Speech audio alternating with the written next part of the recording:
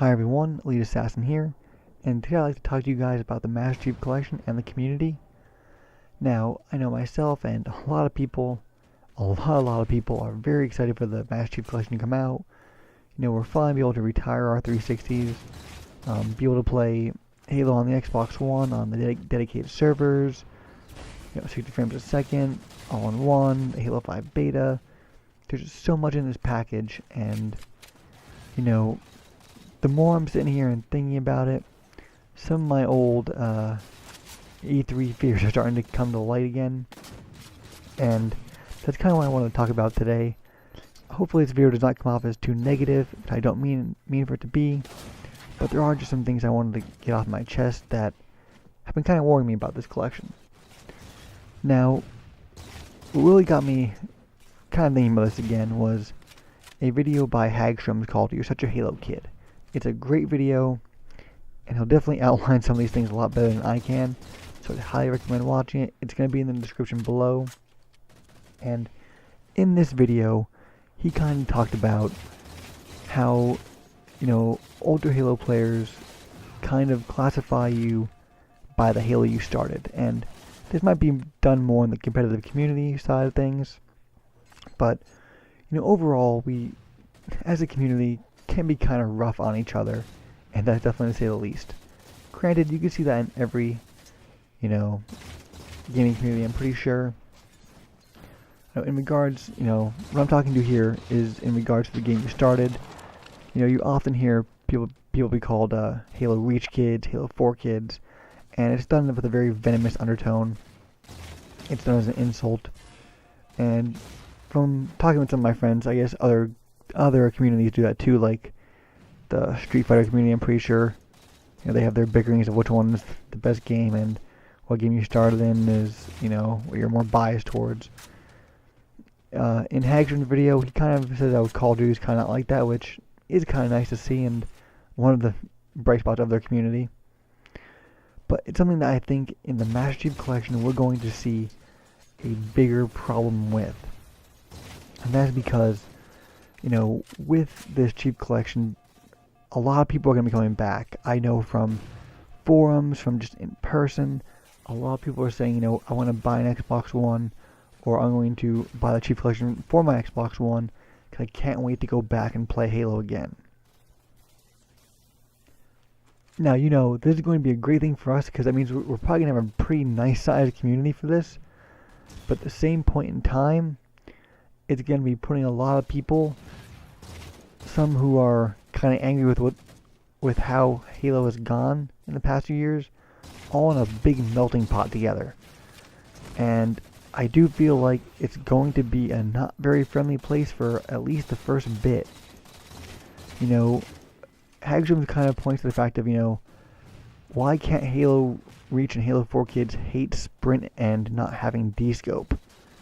And that could be very true. There's a lot of players out there who, maybe like the idea of how the older mechanics were. And let's say those players go back and try Halo 1 and Halo 2.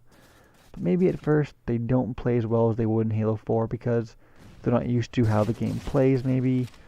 They're not used to the maps, or the players they're playing against are just more skilled because they're used to Halo 2 and Halo 1 and they've been playing those games for years and are very skilled. Now, you can definitely see people getting frustrated with teammates who are, not as familiar with the maps. And you can definitely see trash talking starting. People trying to put the players down, and it happens a lot, I know. But I could definitely see it being thrown around saying, you're a terrible kid, go back to Halo 4 where you belong with all the rest of the trash.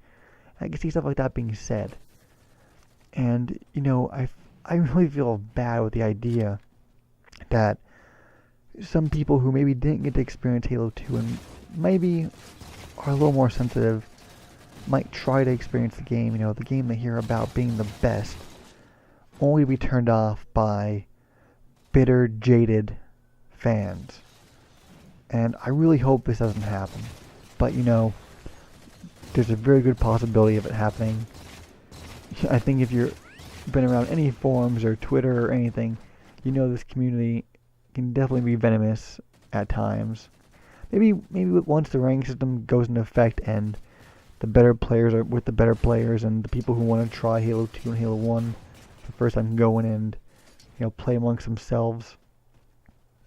Maybe then it'll be better, but I just have a bad feeling that this could be venomous in the beginning. Let's hope I'm wrong, guys. Let's hope people can maybe grow up a little bit and accept each other, because, definitely in the competitive side of Halo, people are very, very, very, they're very unwilling to accept new players from newer Halos as good, and I really hope we can see people start to mature a little bit and just be happy to have more people interested in Halo. Maybe even competitive Halo. And I know a lot of competitive players, their beef with Reach, Halo 3, and Halo 4, with that, in their opinion, the maps weren't up to snuff for them, so that Forge maps had to be implemented into competitive play. And because of the Forge maps, players watching maybe won't be as familiar with what's going on, because those maps aren't in normal matchmaking, so they can't relate very well to, and that is a problem, definitely. But I think one of the biggest problems with competitive Halo, and it's growing in the future, is the attitude of the community. Why would players who maybe aren't very skilled but may be interested in competitive Halo watch it when all they do is get torn apart and torn down by those very players, by that very community? Hopefully that makes sense to you guys, but I don't know. I just hope our community can not tear ourselves apart as we're all playing together in this giant melting pot. The second point I wanted to get to is the playlist populations. It seems like a lot of people are going on saying they want to main certain games and, just want to play Halo 1, just want to play Halo 2, and they just want nothing to do with Halo 4. Or even some people are really down on the anniversary maps because of the little bit gimmicks in them. So, it really seems like certain games are going to have less playlists, or less population, and I really wonder how the multi-game playlists are going to hold up, because honestly, those are the ones I'm looking forward to. I started playing Halo 2, and I'm really looking forward to going back there. That's probably the first game I'm going to be playing, but I plan on playing all the Halos, all the ones in the Chief Collection, and bringing you all those different gameplays on my channel. And I hope that those multi-game playlists won't be hurt by just a bunch of fans saying, we don't want the possibility of ever playing the game we don't want to play, so we're just going to avoid those. So, that's my kind of population worries. And the last thing I want to talk about is the Master Chief Collection is effect on Halo 5. Now, I don't know if 343 knows it, but I do believe the Master Chief Collection puts a lot more pressure on them to deliver a smash hit with Halo 5. Because, metaphorically, Halo 5 would have to rise out of the shadow of the former games and reclaim Halo's glory. Now, it literally, literally isn't the best word to use, but now it really, truly has to do that, because the Chief Collection is right there. It's playable. Halo 2 is playable. Halo 1 is playable. This game must be good enough to make all those fans we brought back from that want to go over to it. Because, if this game is not good enough, if it doesn't have all the good bells and whistles people want,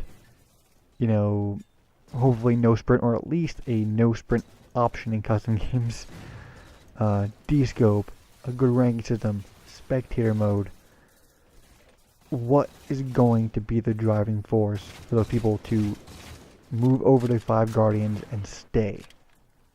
Yes, it'll have a good population for maybe a month or two, like Halo 4 did, but if they feel that Spartan Village is too gimmicky, they can just leave and go back to 2. I said in the comments for Hagrim's video that I really wonder if the community wants Halo to rise back up with a new game, or if they just want a time machine. And Halo 5 is our chance to rise back up. But at the same point in time, we actually have our time machine right there in the Chief Collection. So you know, it's really a lot of added pressure. And I've seen people on forums, on Reddit, on Twitter saying, hey, you know, I really don't care what Halo 5 Guardians does because if it's not good, I'm just going to stay on the cheap collection. It's an attitude that's out there. It's not an attitude that I want to see. I hope a lot of people don't want to see that or, you know, think that here on this channel. I definitely want to see Halo grow. And, you know, it kind of sucks to think that this game that I'm looking forward to might be a thing that helps stagnate Halo's growth in that regards. And guys, I'm sorry if this has been a little bit negative, but I hope you guys can see where I'm coming from. I definitely like to hear your opinions on this, so feel free to leave a comment. At the end here, I definitely like to put 2 shoutouts here. I'd like to thank the Cray Spartan for letting me help him in his call-out videos. You know, he asked me to do narrows and constructs for him, and I did, so, you know, check his channel out for my 2 videos on there. And he's doing a really good job compiling map call-out videos for, you know, pretty much all the maps in Halo 4, and he's going to try to get as many maps as he possibly can for the Chief Collection. So if you're not sure on callouts, his channel will be a great resource for a lot of people. I know I'm going to try to help give him the word out for him so people can go there and, you know, help his channel grow and help them learn the map callouts so we can all help each other out in game. And I also like to do a shout out to BBK Dragoon. I tweeted at Destiny the Show about my Destiny Impressions video, and, you know, he featured it on the Destiny the Show podcast, and I really do appreciate that. And, you know, being that BBK Dragoon is one of the people who I looked up to making my channel, that was really awesome to see. So I hope you guys enjoy this video, and I'd thank you guys for watching. Hopefully I'll have 2 or 3 more videos out this week. I'm gonna try and cram it out, and we'll see what I can do. Again, thank you guys for watching, and hopefully you guys have a good week.